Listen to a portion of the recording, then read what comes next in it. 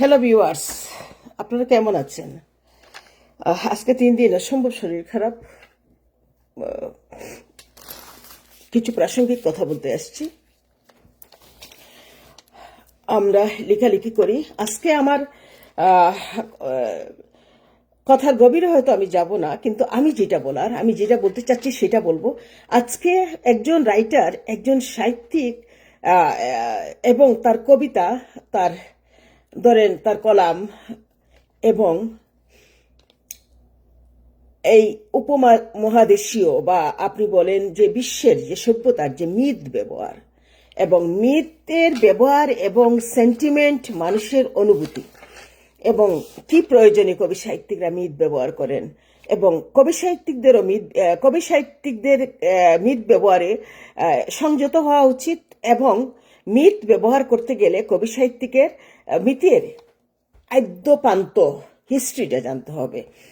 আর আর কেউ যে না জেনে লিখেন আমি সেটাও বলছি না, বাট আমি যে কথাটা বলতে চাচ্ছি যে মিথের ব্যবহার করলে আমরা কবি সাহিত্যিকরা আমরা রক্তক্ষরণ করবো মাথা থেকে, আমরা আমরা আমরা আমরা রাত জাগবো, আমাদের চোখের নিচে কালি পড়বে, আমরা প্রকাশকের ঘরে গিয়ে দন্না দিয়ে বই ছাপাবো, মানুষকে বই আমরা ফেরি করে ঘুরে বেড়াবো, মানুষের হাতে বই তুলে দেব, মানুষ বিনা পয়সায় পাইলে খুশি, মানুষ উপভোগ করবে, কিন্তু মানুষ আমাদের ভুল হতে পারবে না। আমাদের ভুল হইলেই এটাকে কেমনে ডাউন করো, আমরা ভুল না, এটাকে আমি ভুল বলি না। একজন কবি সাহিত্যিক অন্ততপক্ষে যাদের একটু রেপুটেশন আছে, আমি সবার কথা বলছি না, লতা পাতা ঘাস নিয়ে লেখার অনেক কবি সাহিত্যিক আছে, কিন্তু আমরা যারা গভীর বুথ থেকে লিখি আমাদের কথা আমি বলছি সৃজিতের কথা, যে কন্ট্রোভার্সিটা চলছে, আমি বলছি সৃজিতের এই যে অভিশাপ কবিতাটার কথা, এবং তাকে নিয়ে তুলপাড় শুরু হয়েছে। আমিও বলেছি, দুই একটা পোস্টে আমিও মত দিয়েছি যে দরকারটা কি, আমাদের কি লাভ, আমাদের লাভটা কি রে ভাই সৃজিত। আপনাকে আমি চিনি না, আপনি আমার বয়সে অনেক ছোটই হবেন, আপনার অনেকগুলা স্টেটমেন্ট আমি দেখছি এবং কলকাতার অনেক কবি সাহিত্যিক আমার বাসায় আসছেন, আমিও চিনি অনেককে, বাট ভাইরে, যে সমাজ আমাদেরকে রেহাই দেয় না সেখানে আমাদের দরকার কি কন্ট্রোভার্সিতে যাওয়ার।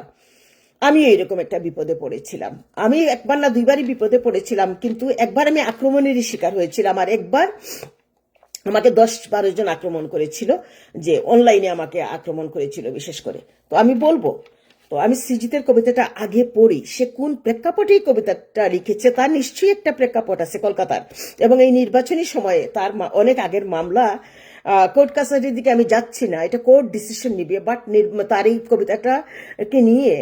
কবিতাটাকে নিয়ে কবিতার একটা বা দুইটা লাইনকে নিয়ে সে কিন্তু একটা সামাজিক প্রেক্ষাপটে লিখেছে, একটা সভ্যতার কথা লিখেছে, বর্বরতার কথা এসেছে এই কবিতায়, এবং এই কবিতায় অধিকারের কথা আসছে, এই কবিতায় একটা নারীর অধিকারের কথা আসছে, নারীকে শোষণ, নিপীড়ন, ধর্ষণ, এই কথাগুলো আসছে। একটা নারীকে বুক করতে যে জাত পাত কিছু লাগে না, হিন্দু মুসলিম বুদ্ধ খ্রিস্টান জৈন যে তখন কোনো কোনো কোনো কোনো কোনো কাউন্টেবল হয় না, সেই জিনিসটাই তার এই কবিতাটাতে চলে আসছে। আমি যা বুঝলাম, আর সবচেয়ে বড় কথা, এখন সৃজিতকে নিয়ে কন্ট্রোভার্সি কেন, সৃজিতকে আমি কখন চিনেছিলাম সেই জিনিসটাও আমি বলি, এই জন্য আমি লাইভে আসছি, ভিডিও করিনি, কারণ ভিডিওতে আমি এতগুলা কথা বলতে পারবো না। আমি 2018 সালের আগস্টের 18 তারিখ না হয় 28 তারিখ মনে নাই, না আগস্ট না, অক্টোবরের গোপাল চৌধুরী কলকাতা শিলচরে বেঁচে ছিলেন, দিলীপ দাস বেঁচে ছিলেন, আমি করিমগঞ্জে গিয়েছিলাম একটা অনুষ্ঠানে উদ্বোধক অতিথি হয়ে, একটা গণগ্রন্থাগারে, করিমগঞ্জ জেলা সদরের গণগ্রন্থাগারে গিয়েছিলাম। তো ওখান থেকে করিমগঞ্জ থেকে আমি আসলাম, ওই সময় আমি শিলচর যেতে পারিনি, 2019-এ গিয়েছি শিলচর আমি, এবং ওই হিউ আর্ট গ্যালারিতে তখন শিলচরে শাশ্বতী ভট্টাচার্য আমাকে একটা একক সম্বর্ধনা দিয়েছিলেন, ওখানে গণ্যমান্য সবাই আসছিলেন, আজকে অনেকেই বেঁচে নাই, বিশ্বজিৎ দ্বারা আছেন বেঁচে, অনেক ডক্টর আসছিলেন হিউ আর্ট গ্যালারিতে, এটা আমার একটা রিল আছে আপনারা দেখবেন। তো যেহেতু আমার আসামে 2বার গিয়েছি, এরপরে আরো গিয়েছি আসাম, যেহেতু আসামের প্রতি আমার একটা ফ্যাসিনেশন আছে, আমার একটা ইমোশন কাজ করে, আমার একটা পেশন কাজ করে, সো আসাম আমার একটা পেশনের জায়গা। তো হঠাৎ করে একদিন আমি দেখলাম যে, তখনই আমি সৃজিতকে আমি আসলে জানতাম না, সৃজিতের কবিতাটা নিয়ে যে অভিশাপ নিয়ে যে অভিশাপের লাইনগুলো নিয়ে যে কন্ট্রোভার্সি শুরু হয়েছে অনলাইনে, এবং তার বিরুদ্ধে যে কোর্ট থেকে পরোয়ানা জারি হয়েছে, গ্রেপ্তারি পরোয়ানা, এবং সে বলছে, সে সৃজিতের একটু আগে, আমি এত সব দেখি না ভাই, দেখার আমার সময় নেই, জাস্ট 2টা কথা আমি দেখেছি। সে বলছে আমি তো কোনো অপরাধ করি নাই। হ্যাঁ, তাকে নিয়ে অনেক ধরনের পোস্ট দেওয়া হচ্ছে। সৃজিত বলেছেন আমি তো কবিদের কিন্তু, আমি কিন্তু কলকাতার কবি বলছি না, আমি কিন্তু বাংলাদেশের মানুষ আমি বলছি না, আমাদের কবিদের কিন্তু কোনো লিমিটেশন নাই, কোনো বাউন্ডারি নাই, আমরা বিশ্ব মানবতার জন্য লিখি। আমি যে কলম ধরি এটা বিশ্ব মানবতার জন্য। আপনি মানেন না মানেন, আপনি চুরি করে আমার আইডিতে বসে আপনি দেখেন, আপনি সমৃদ্ধ হন, আপনি আমার লেখা থেকে চুরি করছেন, আমার আইডিতে বসে আছে আমার লেখা থেকে চুরি করার মানুষ, আমি দেখছি। আপনারা মানেন না মানেন, আপনারা নিজকে প্রবঞ্চনা করছেন, আপনারা নিজে হিপোক্রেট, আপনারা আমাদের আইডি থেকে চুরি করছেন, আমাদের বেনিফিশিয়ারি, কিন্তু আপনারা 2টা লাইন আমাদেরকে একটা সমৃদ্ধ মতামত দেন না। আপনারা এতটুকু আপনাদের সেলফ রেসপেক্ট বোধ নাই, আপনাদের উদারতা নাই, আপনারা সব কিছু নিচ্ছেন। আমি জানি, আমি বাংলাদেশে থেকে আমি অনলাইনে প্ল্যাটফর্মকে আমি কতটুকু একাকার করেছিলাম, এখানে আমেরিকায় এসেও আমি অনলাইন প্ল্যাটফর্মকে আমি একাকার করছি, আমি সব গ্রুপ হোমরিকে পড়ছি, আমার থেকে নিচ্ছে, কিন্তু এগুলা কিন্তু খুঁজে খুঁজে আমি বের করি। আর সোশ্যাল মিডিয়া তো আপনারা তো বসে বসে এমনি পেয়ে যান। তো শুনেন, একটা মানুষের কন্ট্রিবিউশন থাকতে হয়, বলার কন্ট্রিবিউশন থাকতে হয়, স্পটে যাওয়ার কন্ট্রিবিউশন থাকতে হয়, রাস্তাঘাটে সংগ্রামের কন্ট্রিবিউশন থাকতে হয়, এডুকেশনের একটা ব্যাকগ্রাউন্ড থাকতে হয়, একটা মানুষের মনস্তাত্ত্বিক জায়গা থাকতে হয়, সে বলতে পারতে হবে, তাকে জানতে পারতে হবে আমরা বেনিফিশিয়ারি না। তো আমি সৃজিতের কথা কেন এই জন্য বলছিলাম, আজকে 2টা কথা বলবো। আমি জানি আমাকে কেউ পছন্দ করেন না, আমাকে পছন্দ করার দরকার নাই। আমি তো বলি, আমার কোনো পোস্টে আপনারা কেউ কমেন্টসও দিবেন না, পছন্দ করবেন না, আপনারা দেখুন, সমৃদ্ধ হন। অনেকে দেয় না যে কমেন্টস, তা না, কিন্তু একটা কমেন্টস আপনি দিবেন, একটা মতামত দিবেন, 2টা শব্দে দিবেন। আমি মানুষের পোস্টে কত কমেন্টস দিই, কিন্তু আমার পোস্টে 2টা কমেন্টস দিতে, একটা যারা আমাকে ভালোবাসে তারাও দিতে খুব কার্পণ্য। তো আমি দেখি এগুলো, হাসি, এগুলো হলো উদারতার ব্যাপার। বিশ্ব প্রকৃতির সন্তান আপনারা হয়ে উঠতে পারেন নাই। আচ্ছা, এখন যে সৃজিত যে তার জন্য আমার খুব খারাপ লাগছে। যদিও আমি লিখেছি 2-1টা পোস্টে, ইন্ডিয়ার 2-1টা পোস্টে, যে আমাদের আসলে একটু একটু চিন্তা করে আমাদের এইগুলো করা উচিত। কিন্তু ভাই, আমি 500 কবিতা লিখবো, আমি 2000 কবিতা লিখবো, আমি কি চিন্তা করবো ভাই? আমি তো করেই যাচ্ছি। আমার সেগুলোতে কিসে আউটপুট ভাই? আপনারা বলতে পারবেন আমার আউটপুটটা কি? সমাজ জগৎ সমৃদ্ধ হচ্ছেন, আপনারা বলতে পারবেন আপনারা সমৃদ্ধ হচ্ছেন না? আপনাদের বিবেক ধর্মে প্রশ্ন করেন, আপনারা মন্দিরে গিয়ে চিন্তা করেন, এই প্রশ্নের উত্তর আপনারা পাবেন। আমার প্রশ্নের উত্তরটা আপনারা যায় নামাজে বসে চিন্তা করবেন, যে মহিলার থেকে, এই কল্যাণী দেব চৌধুরীর থেকে আমরা কিছু পাচ্ছি কিনা। আপনারা পাচ্ছেন, কিন্তু আপনারা কি জানেন, আপনারা বিশ্বজনীন মানুষ হতে জীবনেও পারবেন না। আপনারা চুরি করবেন, আপনারা হঠাৎ করে আপনার নৈব্য লেখক শাস্তি ইচ্ছা করবে, আগাছা কুগাছা যেগুলাকে নিয়ে নিয়ে পত্রিকা, অনেক পত্রিকা, আমাকে বাদ দিয়ে অনেক পত্রিকা কিন্তু তাদেরকে কবি সাহিত্যিক বানাইছে টাকার বিনিময়ে, যৌন সুশ্রীর বিনিময়ে। তো এগুলা নিয়ে আমি কথা বলতে চাই না। আমি সৃজিতের কবিতাটা আগে পড়ি। ওই যে যখন আমি শিলচর আসাম থেকে 2বার গিয়ে আসলাম, তা আমার একটা পেশন তৈরি হইলো আসাম শিলচরের প্রতি। এবং তখনই দেখলাম, হঠাৎ করে একদিন একটা অনলাইনে না কি পত্রিকায় দেখলাম যে শিলচরে কবি শ্রীজাত লাঞ্ছিত। তো আমি না একটু খুব কেয়ারফুলি একটু তাকাইলাম যে কি জিনিসটা। তখন থেকে শ্রীজাতকে আমি চিনি, এটা সেই 2019 সালে, আজ থেকে 7 বছর আগে। তো এই যে দেখেন, শ্রীজাতের যে আমি বলছি, আমি আগে কবিতাটা পড়ি। সময় ঔষধ নইলে বেড়ে যায় সব রকম রোগ বা রোগী, ওই রকম একটা শব্দ। বিক পেতে বিক পেতে পেতে তুমি রাজা হয়ে উঠো গৃহযোগী। বিক পেতে পেতে তুমি রাজা হয়ে উঠো গৃহযোগী। আচ্ছা, উঠেই নির্দেশ দাও ধর্মের তলব দিকে দিকে, মৃগয়ায় খুঁজে ফিরো অন্য কোনো ধর্মের নারীকে। মৃগয়ায় খুঁজে ফিরো অন্য কোনো ধর্মের নারীকে। আসলে তো কথা ঠিক, সে তো ঠিক বলছে। যে হরিণ মৃত, তারও মাংসে তুমি চাও অধিকার। মৃত হরিণের মাংসে তুমি অধিকার চাও। আচ্ছা, এমন রাজত্বে মৃত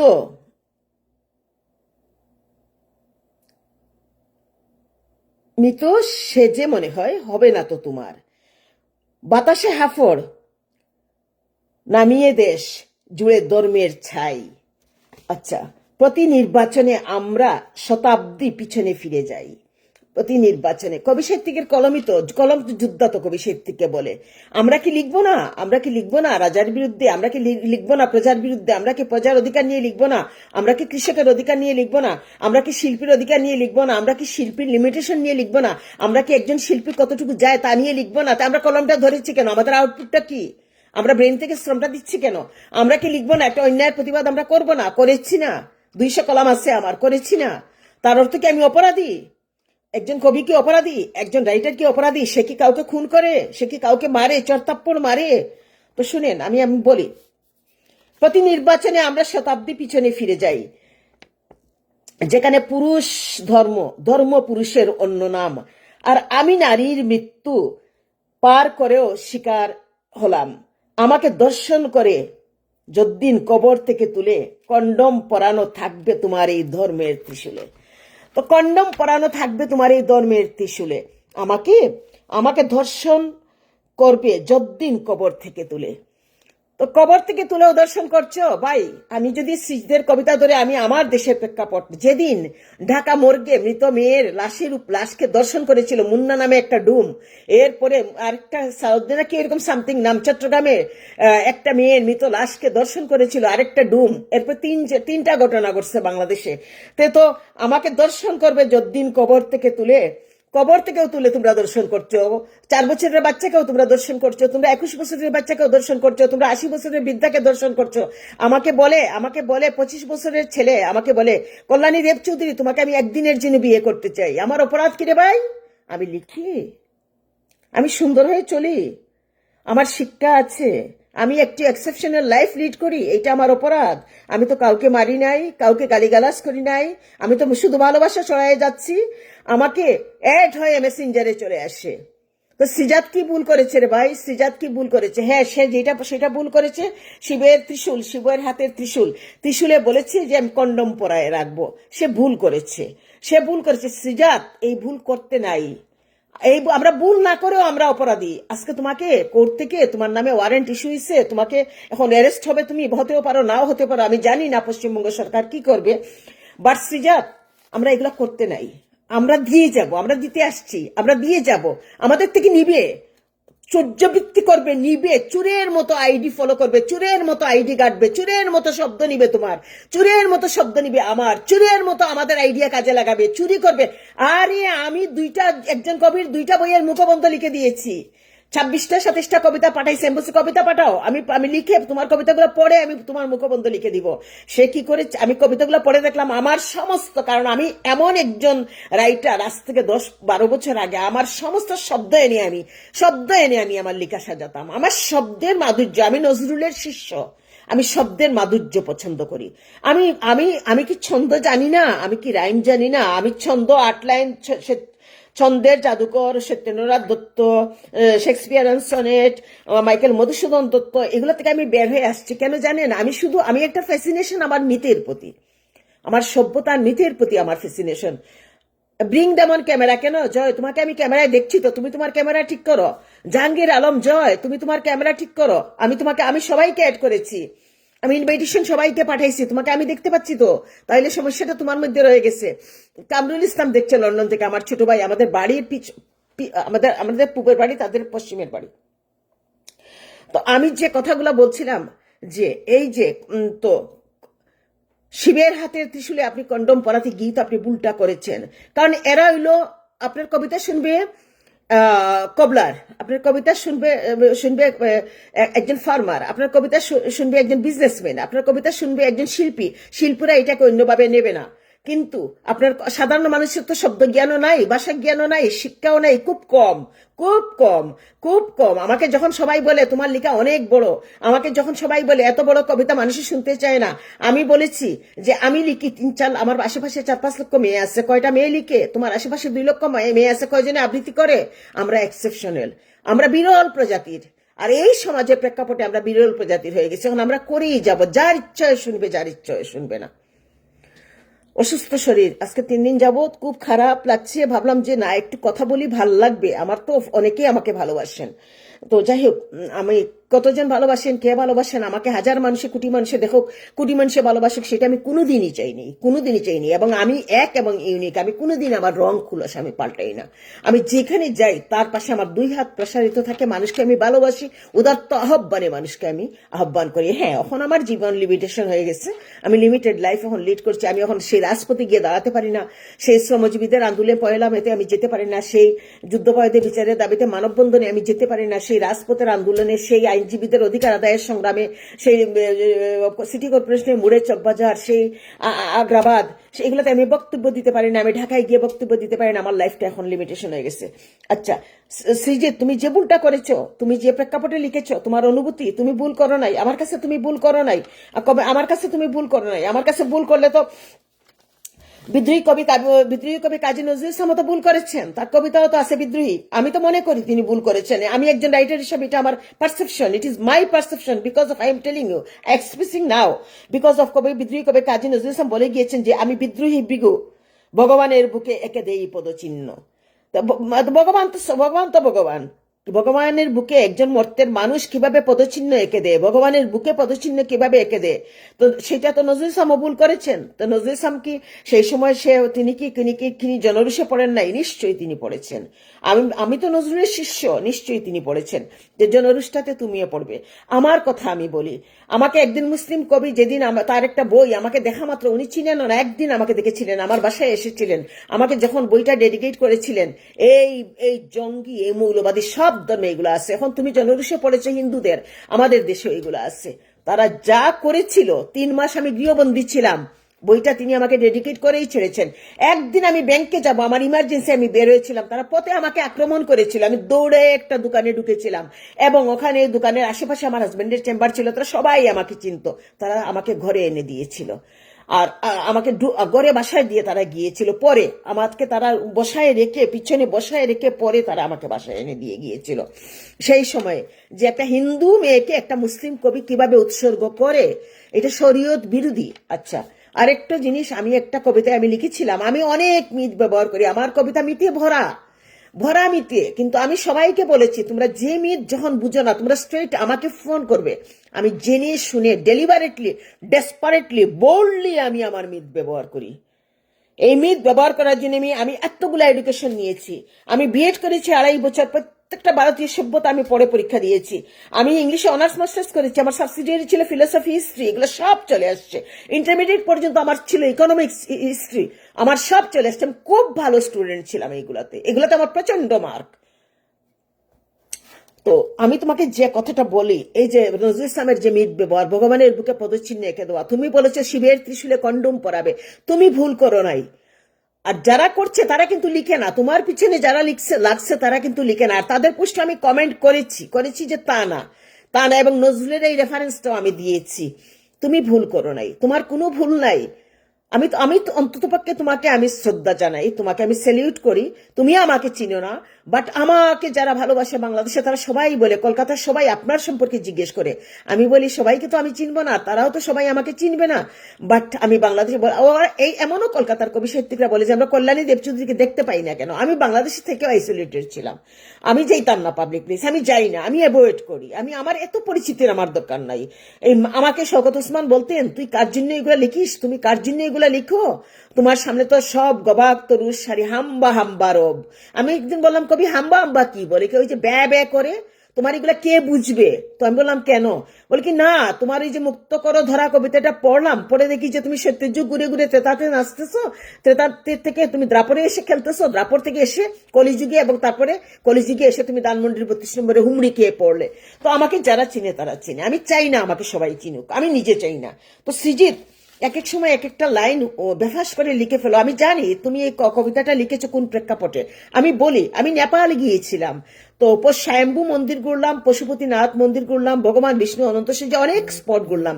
ঘুরে বিকাল বেলা আমরা দরবার স্কোয়ারে গিয়ে বসছি, দরবার স্কোয়ারের পাশে কাঠমান্ডু। তো ওখানে পাশে কর্নার দিয়ে একটা বিশাল একটা সরি বৌদ্ধ মন্দির। তো আমাকে আমাদের গাইড ড্রাইভার বলছে এখানে একটা সুন্দর মন্দির আছে। তো আমি গিয়ে ঢুকলাম, দেখলাম যে অনেক বড়, যাকে বলে পিস, ট্র্যাঙ্কুইলিটি যাকে বলে, শান্তি যাকে বলে, মানে একটা মাইন্ড ব্লোয়িং অ্যাটমসফিয়ার, এত শান্তি। তো অনেকগুলা ঘর। তো আমার না খুব কিউরিসিটি, এবং ঠাকুরের ঘর দেখলাম, বুদ্ধর মন্দির, শতগুলা স্ট্যাচু দেখলাম। দেখে দেখে আমি না একটু লম্বা বারান্দা ওইদিকে হাঁটছি। তো ভিতরে গিয়ে দুইটা রুমে দেখলাম যে অনেকগুলা ছোট্ট ছোট্ট মেয়ে, ছোট্ট ছোট্ট মেয়ে, গেরুয়া বসন। তো এটা তো হিন্দু ধর্মেও আছে, বৌদ্ধ ধর্মে, সব জায়গায় আছে। তো ওইটা কিন্তু নেপালের বৌদ্ধ মন্দির, কিন্তু বাংলাদেশের প্রেক্ষাপটে বৌদ্ধ মন্দিরগুলো তো এরকম গেরুয়া বসন পরা ছেলেরা যায়, মেয়েরা যায় না। ছেলেদের উপনয়নে টয়নে মা বাবা কিছুদিন রাখে, নিয়ে আসে, অনেকে থেকে যায় লাইফ লং। তো আমি এই মেয়েগুলাকে দেখছি, আজও আমি আমার চোখকে আমি বলতে পারি না। আমি শুধু এটাই ভাবছিলাম তখন দেখে, আমার 3 বাচ্চার মা আমি, তখন আমি ভেবেছিলাম যে এই মেয়েগুলার কপালে কি আছে, এই মেয়েগুলো এত সুন্দর সুন্দর মেয়ে, এই মেয়েগুলা তো নিশ্চয়ই এরা ইন্টেক্ট থাকবে না, থাকবে না, থাকতে পারে না। কারণ শব্দ আছে একটা দেবদাসী, দেবদাসী একটা শব্দ আছে, সেম প্রত্যেকটা রিলিজিয়নে আছে। আমাদের বাংলাদেশের মাদ্রাসাগুলাতে দেখছি না আমরা, এই যে আমরা, আমি আমি আমি আমি আমি চাই না প্রত্যেকটা শিক্ষক, প্রত্যেকটা ধর্মযাজক তারা তাদের শ্রদ্ধার জায়গায় থাকুক, কিন্তু তারপরও আমি মনে করি যে প্রকৃতির একটা যে হরমোন গঠিত ব্যাপার স্যাপার মানুষের শরীরে থাকে, কাম ক্রোধ, এগুলো সবাই দমন করতে পারে না,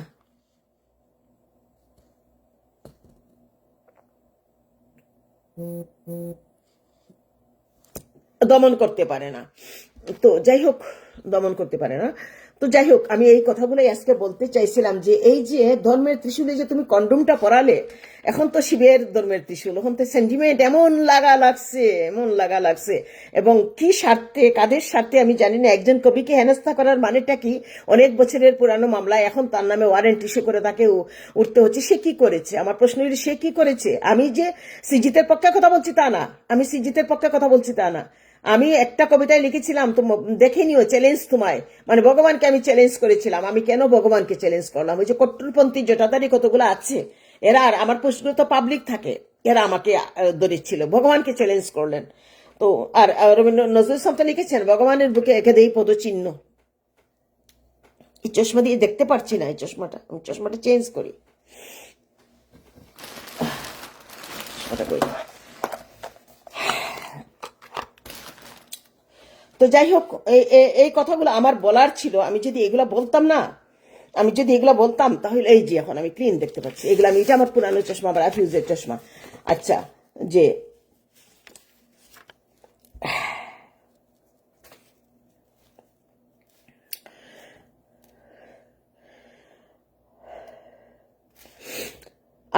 কবি সিজাদকে নিয়ে, এই যে আমি লিখেছিলাম, কবি সিজাদকে নিয়ে এখন সোশ্যাল মিডিয়া তুলপাড়। সিজাদ কলকাতার কবি, আমি বাংলাদেশের কবি। কলকাতা বাংলাদেশ বলতে কিছু নেই, কবি সাহিত্যিকের কোনো জগৎ নাই। আমরা টিএস এলিয়ট পড়ি, সেই টিএস এলিয়ট সেই 1948 সালে সম্ভবত, না 42 সালে নোবেল পেয়েছিলাম। আমরা পাবলো নেরুদার কবিতা পড়ি, আমরা কত সাহিত্যিকের কবিতা পড়ি। আমরা আমরা একজন মানুষ যদি, সেই ফ্রান্সের একজন মানুষ, সেই আফ্রিকার একজন মানুষ যদি, কেউ যদি নোবেল পায়, আমরা খুশি হই। আমাদের কবি সাহিত্যিক, আমরা যারা সৃষ্টি করি, আমাদের কোনো জাত নাই। সৃষ্টিশীলতা সবার ক্ষেত্রে সমান, বিড়ম্বনা পোহাতে হয়, কিন্তু সেই বিড়ম্বনা যদি জীবনের উপরে ঘটে, তখন তখন যে রক্তকরণ আমাদের হৃদয়ে, সিজাতের রক্তকরণ হচ্ছে না, রক্তকরণটা আমার হৃদয়ে হচ্ছে। সিজাতের বিরুদ্ধে অনেকে বলছেন অচটিচাটা কবি, অপসংস্কৃতির কবি। হ্যাঁ, হ্যাঁ, সাহিত্যের গভীরতা না থাকলে, এবং যারা অশ্লীলতা, অনেক দেখবেন, অনেক কবি সাহিত্যিক দেখবেন কবিতা লিখে, তারা কবিতা লিখেই যে কোনো একটা মেয়ের ছবি দিয়ে কবিতা পোস্ট করে। অনেক পুরুষ, এগুলো পারভার্টেড পুরুষ আমি মনে করি। প্রত্যেকটা পুরুষ, যে পুরুষ মেয়ের ছবি দিয়ে কবিতা পোস্ট করে, এগুলো পারভার্টেড, এগুলো বিকৃত, এগুলো কবিও না, কিছু না। আবার শওকত ওসমান আমার জীবনের অনেক কিছুতে মিল। উনি আমাকে বলেছিলেন, জানিস, আমি বলি কি বলো, কবি, গীতি কবি, সেই জীবন আনন্দ সংসারে আজও আমির, গানের রচয়িতা, অনেক কালজয়ী গানের, বলেছিলেন এই বাংলাদেশের এরা কবি সাহিত্যিক কিভাবে হবে? এরা মহাভারত রামায়ণকে মনে করে হিন্দুদের বই। তো যাই হোক, তো হ্যাঁ, উনি কালজয়ী হয়ে গিয়েছেন। দেখবেন জীবন থেকে ছাপিয়ে জীবনের কথা বলি আমি। আমি আমি জানি না আমি কি লিখি, কিন্তু আমার যে পতিতা, আমি একটা লম্বা জার্নি শেষ করলাম সুতপাকে সাথে নিয়ে।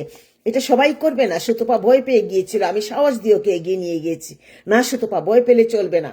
তারপরে সুতপাকে আমি বুঝালাম, তারপরে 4টা কবিতা সে করেছে, সে আমার 16-17টা কবিতা জীবন থেকে ছাপিয়ে জীবনের গভীরে ঢুকা। এটা কয়জন পারে? কে পারে? আমার কি আউটপুট?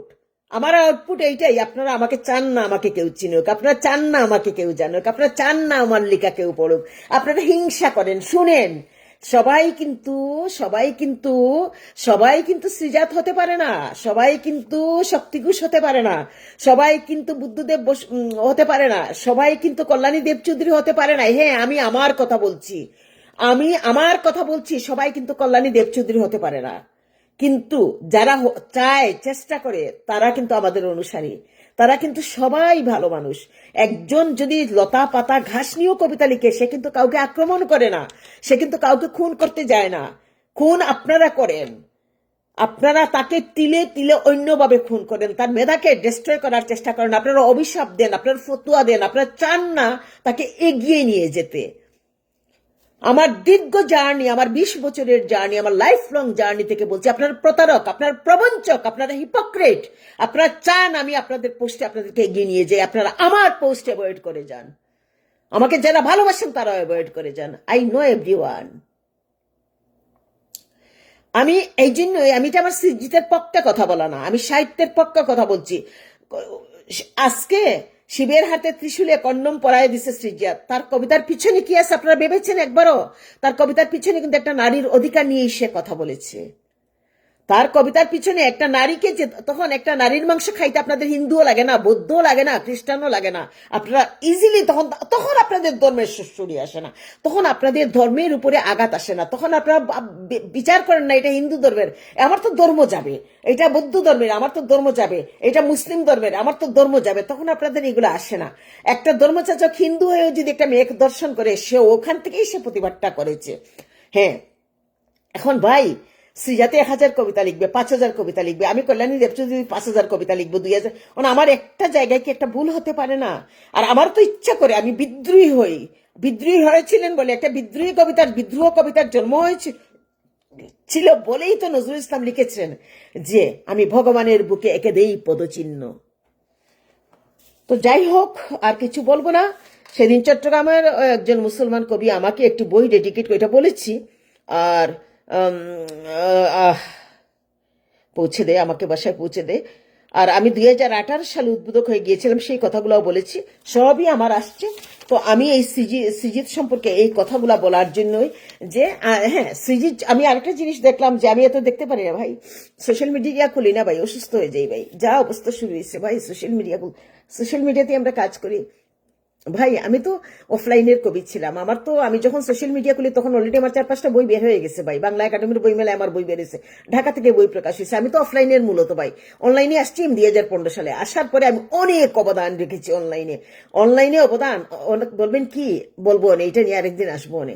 অনলাইনে অবদান, আমার অবদান অনলাইনে, এটাও যদুনন্দন গুষ্টা কলকাতা থেকে ওরা জানে আমার অবদান কি।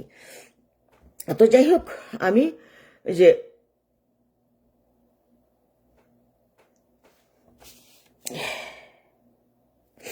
তো তো আমি যে কথাটা বলছিলাম যে একটা কবি আজকে দেখি যে সৃজিতের বিরুদ্ধে সবাই পোস্ট দিচ্ছেন, হ্যাঁ সৃজিত, তুমি এটা লিখে ঠিক কাজ করো নাই, তুমি তো দিয়েই যাচ্ছ, ওরা তোমার নিবে, তোমার থেকে নিবে, ওরা তোমারটা চুরি করে পড়বে, তোমারটা থেকে সমৃদ্ধ হবে। চুরের গোষ্ঠী, আমাদের বঙ্গবন্ধু বলছিলেন চুরের গোষ্ঠী আমি আনি বিদেশে সবার কাছ থেকে হাত পেতে ভিক্ষা করে, আর চুরের গোষ্ঠী খায়, এগুলো কম্বল চুর। এই পৃথিবীতে তোমার সব, তুমি কলকাতায় আছো, সব জায়গায় চুরের গোষ্ঠী আছে। আরে কত ভদ্রলোক, মুখোশধারী ভদ্রলোক, কত পদ পদবীওয়ালা আমার আইডিতে বসে আছে, কত পোস্ট আমি দিই, একটা ওরা বসে থেকে আমার কমেন্টস পাবে ভাই, কত আমি কমেন্টস করব? তুমি কি এমন সেট হয়ে গেছে যে তোমাকে আমি একদম মাথায় তুলে নাচবো, তুমি যেই হও না কেন?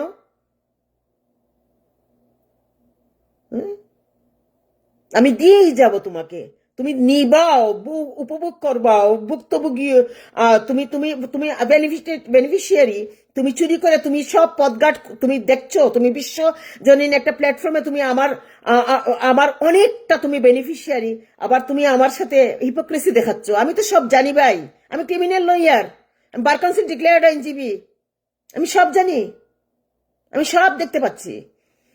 তো আমি এগুলা বললে আমি ভালো না, আমার ভালো হওয়ার দরকার নাই তো, আমার ভালো হওয়ার দরকার নাই, আমার ভালো হওয়ার প্রয়োজন নেই তো। আমি কারো ক্ষতি করি না, কারো আঘাত করি না, কারো চুরিও করি না, কারো করে খাইতেও যাই না, আমার ভালো হওয়ার প্রয়োজন নেই তো। তবে হিপোক্রেসি আমি জানি না, আমার উদারতা আমার অহংকার, আমার উদারতা আমার অহংকার। আমি আত্মপ্রবঞ্চক না, আমি আত্মার কাছে আমি উদার একজন মানুষ। তো এই জন্য বলছি যে আজকে আমার ভিডিওটা সম্পূর্ণ সৃজিতকে নিয়ে। কবি সৃজিত, তুমি আমার বয়সে ছোট হবে, কিন্তু আমি আজকে তোমাকে নিয়ে এই কথাগুলো বললাম, এবং আমার ভিডিওটা, আমার লাইফটা আজকে আমি তোমাকেই ডেডিকেট করলাম। তুমি এগিয়ে যাও, ফাইট করো, লড়াই করো, কোর্টে তুমি যাও। তুমি তোমার গ্রেপ্তারি পরোয়ানা ইস্যু হয়েছে, তুমি যাও, তুমি নিজকে সারেন্ডার করো। তুমি তো খুন করো নাই কাউকে, তুমি তো কাউকে আঘাত করো নাই, তোমার তো কোনো অপরাধ নাই। তুমি লিখেছো শুধু শুধু কন্ডুম, কন্ডুম তুমি পরাবে ধর্মের ত্রিশূলে। হ্যাঁ, তো ধর্মের ত্রিশূলে কন্ডুম পরানো একদিক দিয়ে তোমার ঠিকই আছে, তো ঠিকই আছে। তো একটা মুসলমান একটা হিন্দু মেয়েকে দর্শন করতে চায় না, একটা মুসলমান পুরুষ একটা হিন্দু মেয়েকে দর্শন করতে চায় না, একটা হিন্দু পুরুষ একটা খ্রিস্টান মেয়েকে দর্শন করতে চায় না। তোমার কথা ঠিকই আছে, কিন্তু এরা না জেনে, এরা তো তোমার মতো সাহিত্যিক না, এরা না না জেনে এদের ধর্মের সুরসুরি। এটা আমাদের বাংলাদেশে আরো বেশি, এটা আমাদের বাংলাদেশে আরো বেশি, আরো বেশি, এটা আমার বাংলাদেশে আরো বেশি। তো আমি সেটাই বলছি যে তুমি এগিয়ে যাও, তুমি আইনের কাছে, তুমি তুমি আইনের কাছে নিজকে সমর্পণ করো।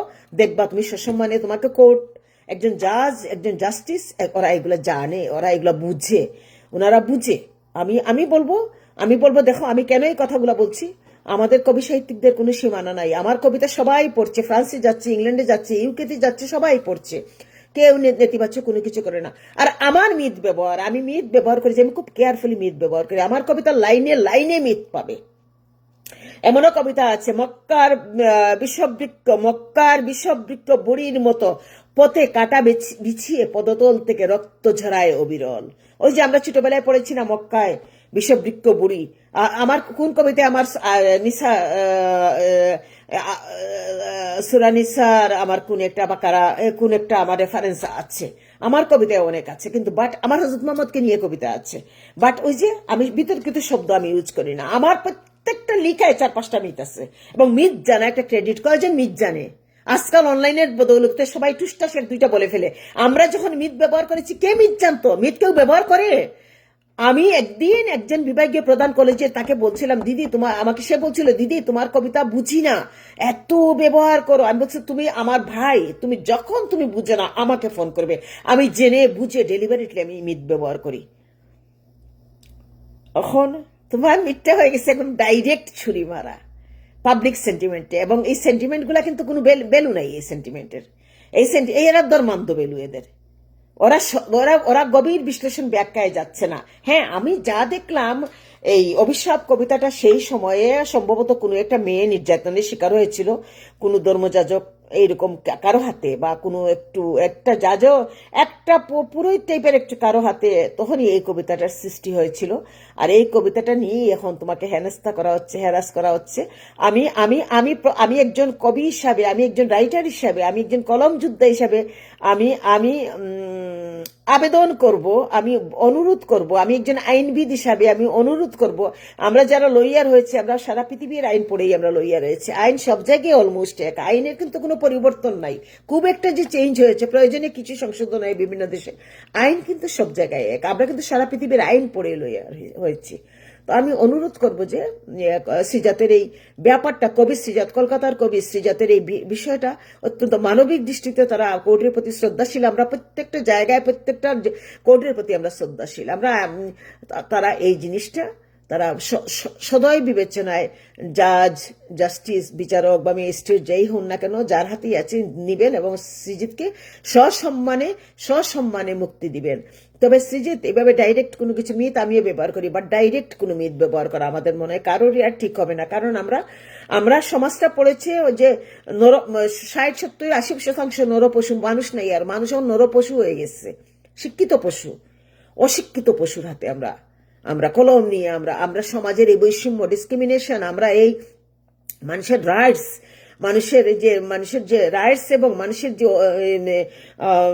তোমার এই যে আমরা যে বৈষম্যগুলো তুলে ধরি, মানুষের পক্ষে আমরা কথা বলি, আমরা কালি দিয়ে কথা বলি, আমাদের কথা বললে যে আমরা খুব রিস্ক নিয়ে কথা বলি, আমাদের রিস্ক নিয়ে কথা বলি, আমরা মানবতার কথা বলি।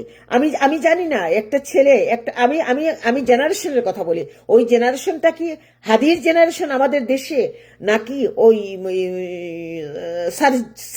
সার্জিস আলমের জেনারেশন, নাকি ওই যে, আমি এটা ভাববো না। আমি ভাববো যে একটা সদ্য জন্ম নেওয়া একটা শিশু, সে নিষ্পাপ শিশু, ওই জেনারেশনটাকে একটা রাজাকরের জেনারেশন, আমি এটা ভাবি না, আমি লিখি না। আমি লিখি যে আমার লেখায় যদি কেউ শুদ্ধ হয়, প্রাণিত হয়, প্রাণ ফিরে পায়, পাচ্ছে অনেকে, অন্ততপক্ষে আমি ফলটা পাই। মানুষে আমাকে অনেক, যারা ভালোবাসে তারা মেসেঞ্জারে তাদের প্রতিক্রিয়া আমাকে ব্যক্ত করে। ও আর আরেকটা কথা, আপনারা কেউ আমার মেসেঞ্জারে ডিস্টার্ব করতে আসবেন না। ইদানিং 2-3 জন মেসেঞ্জারে ডিস্টার্ব করছেন, কেউ আমার মেসেঞ্জারে ডিস্টার্ব করতে আসবেন না। I am not a prostitute, my Messenger is not a prostitute home. আমার আমার মেসেঞ্জার কোনো পতিতাপল্লী না, আমার মেসেঞ্জার কিন্তু প্রস্টিটিউট ব্রিজ না, আমার মেসেঞ্জারে কেউ আসবেন না। যার যেটা বলার আমার পোস্টে বলবেন, না হয় আপনারা কোনো কমেন্টস করবেন না। পোস্টে বললে আমি ওখানে উত্তর দিব, ওখানে আপনাদের সাথে আমার একটা সৌহার্দ্য সম্প্রীতি গড়ে উঠবে। সবাই ভালো থাকুন, সুস্থ থাকুন। আজকের লাইভটা আমি সৃজাতকে, কলকাতার কবি সৃজাতকে, তার অসহায় মুখটা আমি বারবার দেখছি, আমার খুব খারাপ লাগছে। তার স্টেটমেন্ট দেখছি, হ্যাঁ সৃজাত, আমি তোমার সাথে একমত। তুমি কখনো তুমি কাউকে আঘাত করো নাই, তুমি আঘাত করতে পারো না, তুমি একজন কবি, তুমি সেই শিলচর গিয়ে হেনস্থার শিকার হইছো। মমতা বন্দ্যোপাধ্যায় তখন তোমাকে রেস্কিউ করেছিলেন। তো আমি তো এই সমস্ত মমতা বন্দ্যোপাধ্যায়ের ইলেকশন, বিজেপির ইলেকশন, ওগুলো নিয়ে আমি কোনো কথা বলার, আমার রাইটস নিয়ে আমি এগুলো নিয়ে বলবো না। তবে তোমাদের একটা উত্তপ্ত মৌসুম চলছে, তখনই একটা মুখ্যম সময় তোমার অপোজিশন তোমাকে আক্রমণ করা, সেই অপোজিশন থেকে তুমি, তবে এটা আমার মনে হয় যে ম্যাজিস্ট্রেট কোর্ট, বিচারপতি সবাই তাদের সদয় বিবেচনায় রাখবেন, এবং একজন কবিকে, আমি একজন কবি হয়ে আপিল করছি, তাকে যেন সসম্মানে তার দিকটা বিবেচনা করা হয়। Thank you Srijato, thank you. আমি কলকাতার কবি, এই যে অভিশাপ কবিতার আমি স্রষ্টা কলকাতার কবি সৃজাতকেই আমি আমার লাইফটা আজকে ডেডিকেট করছি। হ্যাটস অফ সৃজাত, আমি তোমাকে জানি। সেই শুনেছিলাম 2019 সালে তোমার নাম, আমি এর আগে তোমাকে চিনতাম না, যেটা সত্যি কথা। আর তুমি আমার নাম শুনেছো কিনা আমি জানি না, বাট কলকাতার কম বেশি সবাই আমাকে চিনে।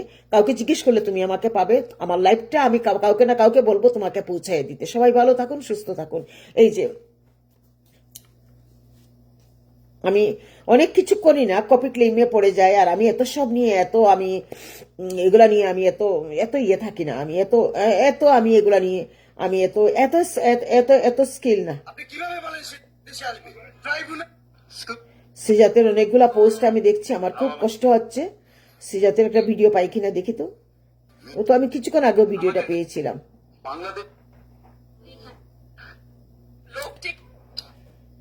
আচ্ছা, যাই হোক, আপনারা সবাই সৃজাতের কবিতা, সৃজাতকে কি আমার ভিডিওর মাধ্যমে যদি কেউ সৃজাতকে চিনেন, তার কবিতাটা পড়বেন। সৃজাত কলকাতার কবি, তার কবিতাটা অভিশাপ পড়বেন। আমি আবার অভিশাপ কবিতাটা পড়ছি, আবার পড়ে নিচ্ছি। হ্যাঁ, অভিশাপ, কবি সৃজাত। সৃজাতের টাইটেলটা কি আমার? সময় ঔষধ নইলে বেড়ে যায় সব রকম রোগ, বিক পেতে পেতে তুমি রাজা হয়ে উঠো গৃহযোগী।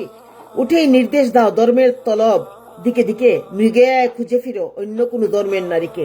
যে হরিণ মৃত তার মাংসে তুমিও চাও অধিকার, এমন রাজত্বে মৃত্যু সাইজে হবে না তো তোমার। বাতাসে হাফড় নামিয়ে দেশ জুড়ে অধর্মের ছাই, প্রতি নির্বাচনে আমরা শতাব্দী পিছনে ফিরে যাই।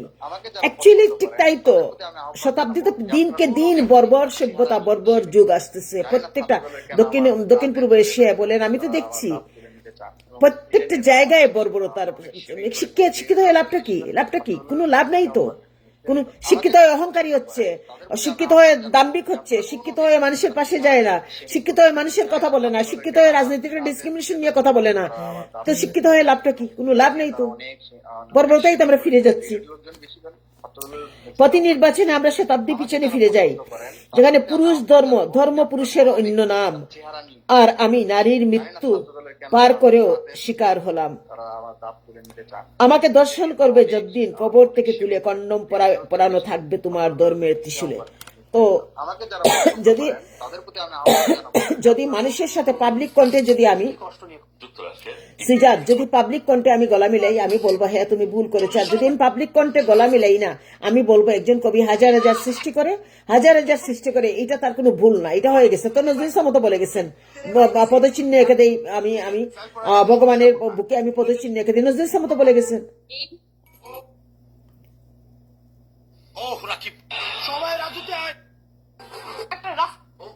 আপনাদের সব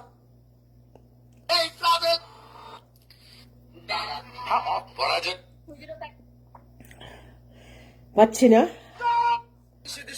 সৃজাতকে একটু আগেও দেখেছিলাম, পাচ্ছি না সৃজাতকে। দাঁড়ান দেখি, একটু চেষ্টা করে দেখি।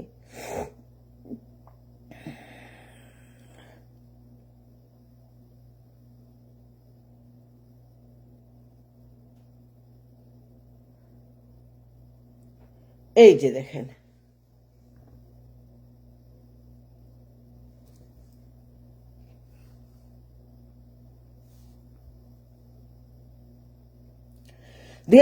সালের পশ্চিমবঙ্গ বিধানসভা নির্বাচনের প্রকালে একটি পুরানো মামলায়, এটা হইলো আজ বাংলা নিউজের, আমি দুইটা লাইন পড়ছি, একটি পুরানো বাংলা, আমি জানি না কপিরাইটে পড়বো কিনা। একটি পুরানো মামলায় কবি সিজাত বন্দ্যোপাধ্যায় বিরুদ্ধে আদালত থেকে গ্রেফতারির পরোয়ানা জারি হয়েছে। কবি সিজাত বন্দ্যোপাধ্যায়ের বিরুদ্ধে মূলত 2017 সালের একটি বিতর্কিত পোস্ট, হ্যাঁ, তার শিলচর যে ঘটনাটা ঘটেছিল 2019 সালের জানুয়ারিতে, 17 সালের একটি বিতর্কিত পোস্ট তাকে কেন্দ্র করে দায়ের করা পুরানো মামলার ভিত্তিতেই গ্রেফতারি পরোয়ানা জারি করা হয়েছে। সিজাত একটি কবিতা সোশ্যাল মিডিয়ায় পোস্ট করেন। ওই কবিতার শেষ 2 লাইনে ব্যবহৃত কিছু শব্দ রূপক, বিশেষ করে ত্রিশূল নিয়ে করা মন্তব্য নিয়ে বিতর্ক সৃষ্টি হয়। অভিযোগকারীদের দাবি ছিল ওই কবিতার মাধ্যমে হিন্দু ধর্মীয় ভাবাবেগে আঘাত করা হয়েছে। ওই প্রেক্ষিতে শিলিগুড়ির সাইবার ক্রাইম থানার, উত্তর 24 পরগনার গুলা থানার পৃথক এফআইআর দায়ের করা হয়েছিল। সিজাতের বিরুদ্ধে ভারতীয় দণ্ডবিধি 295 এ এবং আইটি অ্যাক্টের 66 নম্বর ধারায় মামলা রুজু করা হয়। এই ধারাগুলো জামিন অযোগ্য অপরাধের আওতায় পড়ে। 2026 সালের বিধানসভা নির্বাচনের প্রাক্কালে পুলিশকে সমস্ত পুরানো ও বকেয়া গ্রেফতারি পরোয়ানা কার্যকরী করার নির্দেশ দেওয়া হয়েছে। এই নির্বাচনে পুরানো সবগুলাকে কার্যকরী করতে, সেই প্রক্রিয়ার অংশ হিসাবে দীর্ঘদিনের পুরানো মামলায় তার বিরুদ্ধে গ্রেফতারি পরোয়ানা।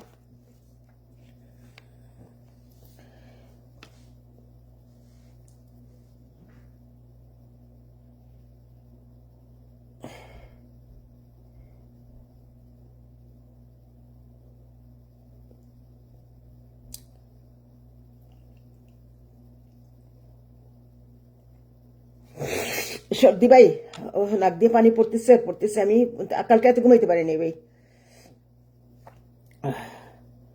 আর আরেকটা জিনিস হইল, একটু আগে সিজাতের একটা স্টেটমেন্ট ছিল, আমি এটা রাখলাম না কালেকশনে।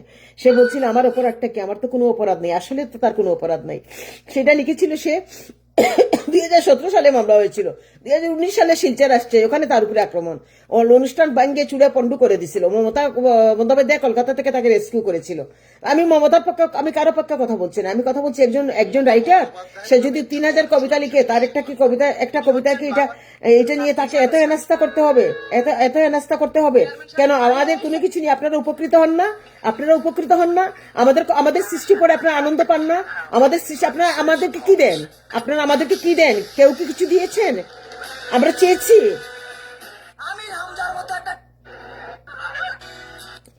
আমরা তো কিছু চাইনি আপনাদের কাছে। আমরা জাস্ট এন্টারটেইন একটা সবাই হ্যাঁ, আমরা আরো হেনস্থার শিকার হই। তুমি এগুলো করে কি পাও? এগুলো করে কেন? নিজের টাকার দিকে মন দাও, নিজের ভবিষ্যতের দিকে মন দাও। নিজের খেয়ে না খেয়ে অর্ধাহারে অনাহারে রাতে টেবিলে বসে কোনো কিছু লেখার সৃষ্টি করি, রাত জেগে কবিতা এডিট করে দেয়, কবিতা ঠিক করে দেয়। এই যে আমাদের কবিতাগুলো এই যে প্রকাশ হচ্ছে, এগুলো কেমনে প্রকাশ হচ্ছে? এক একটা কবিতার পিছনে আমার 3 মাস করে পরিশ্রম করতে হয়। আপনারা বসে বসে পাচ্ছেন না, এনজয় করছেন না। আমাদের তো কোনো নাই, আমাদের তো কোনো অভিযোগ নাই, আমাদের তো কোনো কমপ্লেন নাই ভাই। যদি আমাদের কমপ্লেন থাকতো আমরা আপনাদেরকে আইডিতে রাখতাম না। আর আপনাদের যদি আমাদের ভালো না লাগতো, আপনারা আমাদেরকে ব্লক করে দিতেন। তো যদি ভালো না লাগে, যদি গুপ্ত থাকেন, আপনারা যদি গুপ্ত থাকেন, আপনারা তো গুপ্ত শব্দটা তো সবার ক্ষেত্রে, আপনারা যদি গুপ্ত থাকেন আপনারা আমাদেরকে ব্লক করে দিন। আপনারা আমাদের সাথে থাকার দরকার নাই। আপনারা আমাদেরকে ব্লক করে দিয়েন। আপনারা, আমার সেলফ কনফিডেন্ট আছে, আমার লাগবে না, কোনো ভাইয়া লাগবে না, কোনো প্ল্যাটফর্ম লাগবে না। আপনারা আমাদেরকে ব্লক করে দিয়েন। আপনারা, একজন মানুষ লিখবে, তার ব্রেন থেকে রক্ত ছড়াবে, তার মগজ থেকে রক্ত যাবে, আপনারা তাকে বাঁচতেও দেবেন না। সে যদি কোনো একটা ভুল করে, আপনারা তাকে পোস্টমর্টম করবেন, আইন আদালত দেখাবেন, বিচারের ইয়েতে দাঁড় করাবেন, তো আপনারা আমাদেরকে ব্লক করে দিয়েন। আমরা তো পারতপক্ষে আমরা কেউ কোনো অন্যায় করি না, করতে চাই না। আমাদের কোনো লিখা বিতর্কিত পাইছেন? এই যে হাজার হাজার লাইন আমার পাবলিশ হচ্ছে, কোনো বিতর্কিত কিছু পেয়েছেন? পান নাই তো। তো আমাকে বা সিজাতকে, যে কোনো কাউকে তাকে ছোট করার প্রবণতা আপনারা এত কৃপণ কেন? আপনাদের উদারতা নাই কেন? আপনাদের দৃষ্টিভঙ্গি এত সংকীর্ণ কেন? আমি জানি আজকে আমার কণ্ঠটা শুনে আপনারা বলবেন যে কোন রণচন্ডী, কোন বৈরবী। ভাই, সহ্যের একটা সীমা আছে। তো আমি এইরকমই কথা বলি। আমি সিজাত কেন, অন্য 10 জন কবি যদি এরকম একটা জায়গা সে তার শ্রম দিয়ে, মেধা দিয়ে, দীর্ঘ বছর লড়াই করে সে যদি তৈরি করে, আমি সিজাত কেন অন্য সবার জন্য আমি কথা বলবো না? কিন্তু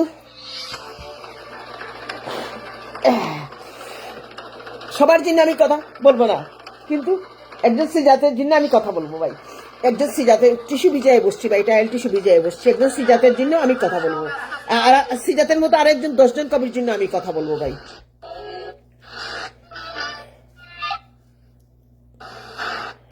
একটু আগে সিজাতের একটা ভিডিও ছিল, সে বলছিল আমার ওপর একটা কি, তার ওপর একটা কি কি কি সুখ পান্ডে ভাই। এখন কি দেশভাগ হবে? এখন কি রাজনৈতিক সহিংসতা?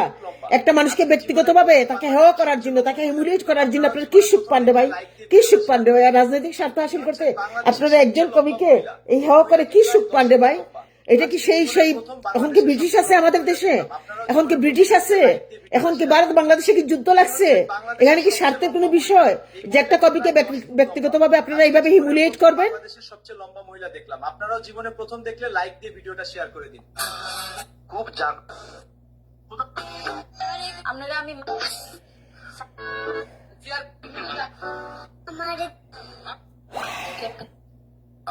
একটুকুই বলার ছিল, আর কিছু বলার নেই। আমার কবে লাইভটা আজকে আমি সিজিতকে ডেডিকেট করলাম। সে ভালো থাকুক, সুস্থ থাকুক, তার সে মানসিকভাবে এই মুহূর্তে তার সাপোর্টের দরকার।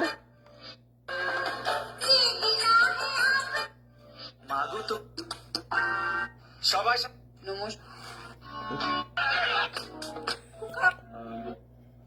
দশটা বছর ধরে তার এই মুহূর্তে মানসিক সাপোর্টের দরকার। তার মানসিক সাপোর্টটার জন্য আমি এই ভিডিওটা করলাম। আমি আমেরিকায় বসে এই ভিডিওটা করছি সিজাতের জন্য। সিজাতের ওই স্টেটমেন্টটা আমি পাচ্ছি না, আমি কেন যে এটা সেভ করলাম না এখন কোথায়, এখন তো আর পাবো না খুঁজে। তো ভিডিওটা লম্বা হয়ে যাচ্ছে, আমি এখানেই রেখে দিচ্ছি। সবাই ভালো থাকুন, সুস্থ থাকুন। দাঁড়ান আমি একটু দেখি, একটা মিনিট।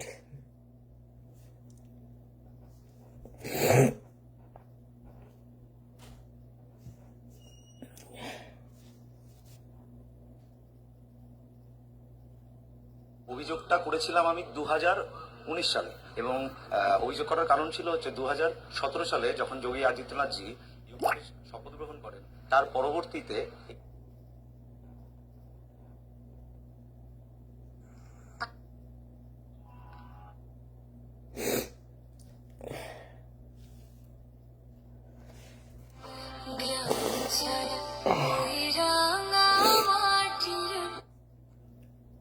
এই শ্রীযুক্ত বন্দ্যোপাধ্যায় বাবু উনি ওনার ফেসবুক পেজে একটা কবিতা উনি পোস্ট করেন।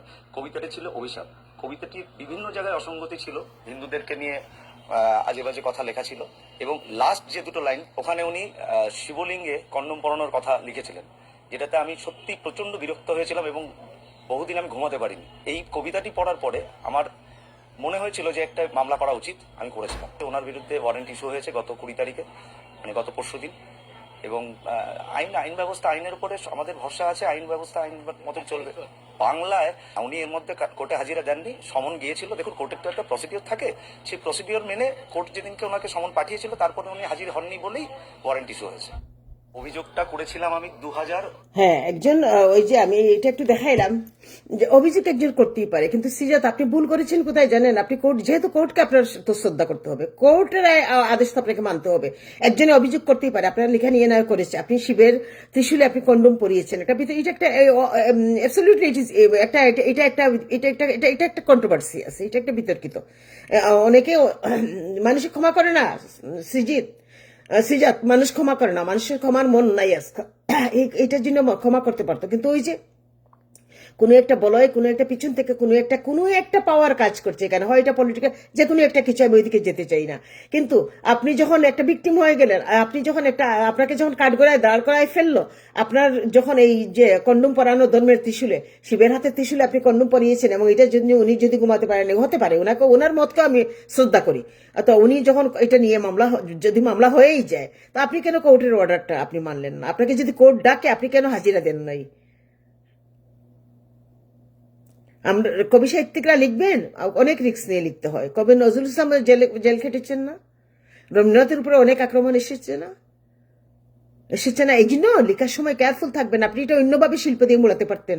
আপনি ডাইরেক্ট এইভাবে ধর্মের ত্রিশূলটা তো শিবের হাতে থাকে, ত্রিশূলের আপনি কন্ডম পরানো, এটা আপনি ডাইরেক্ট এইভাবে পড়াতে যাওয়া, এটাও আপনি এখানে তো একটা কিন্তু আছেই, এখানে তো একটা কিন্তু আছেই। আমি কল্যাণী দেব চৌধুরী যে যে প্র্যাকটিক্যাল যে বাস্তবতার আলোকে যে কথাগুলো বলছি বা আমার যে রিয়েলাইজেশন, যে আমার যে একজন কবির যে কি এক্সপেকটেশন থাকে, তার রিয়েলাইজেশন, তার যে পারসেপশন, তার যে ব্যাক ভিউ কি থাকে, এটা আমি বুঝবো। সবাই তো এটা বুঝবে না, সবাই তো এটা বুঝবে না। আপনি হাজিরা দেন নাই 2017 সালের মামলা, আপনি হাজিরা দেন নাই। এটার জন্য আপনি 2019 সালে শিলচর গিয়ে হেনস্থার শিকার হয়েছেন, ওখান থেকে আপনাকে রেস্কিউ করা হয়েছে। এখন এত বছর পরে 2026 সালে আপনার বিরুদ্ধে যখন বারবার কোর্ট থেকে আপনার বিরুদ্ধে যখন গ্রেপ্তারি পরোয়ানা জারি হয়েছে বা কোর্ট থেকে আপনার বিরুদ্ধে কোনো সমন জারি হয়েছে, আগে সমন জারি হয়ে ডাইরেক্ট গ্রেপ্তারি পরোয়ানার আগে আপনি আপনি কোর্ট ইগনোর করলেন কেন? হয় আপনাকে তো না, আপনাকে তো আইন তো ইগনোর করতে পারেন না। আপনি তো একজন জাস্টিসকে, তার অর্ডারকে আপনি ইগনোর করতে পারেন না, কোর্টের অর্ডারকে তো আপনি ইগনোর করতে পারেন না। সবকিছু এমনি চলে না, সবকিছুতে আমরা বুড়ি আঙ্গুল দেখাতে পারি না। হ্যাঁ, আমার তো আইনের অপশন আছে। আমার কোনো, আমি ভুল না রাইট না রং, আমি শাস্তি পাবো নাকি আমি বেকসুর খালাস পাবো, বা আমার এটা আমি শেষমেশ আমি নির্দোষ প্রমাণিত হবো, এটা তো কোর্টে অপশন আছে। আপনি জাননি কেন? তারপর আমি আপনার লেখাকে শ্রদ্ধা করি। তবে হ্যাঁ, এটা নিয়ে, এই লাইনগুলো নিয়ে আমার ডাইরেক্ট লেখা নিয়ে আমার মতবিরোধ আছে। তারপর আমি আমার অনেক ভালোবাসা। ভালো থাকুন, সুস্থ থাকুন।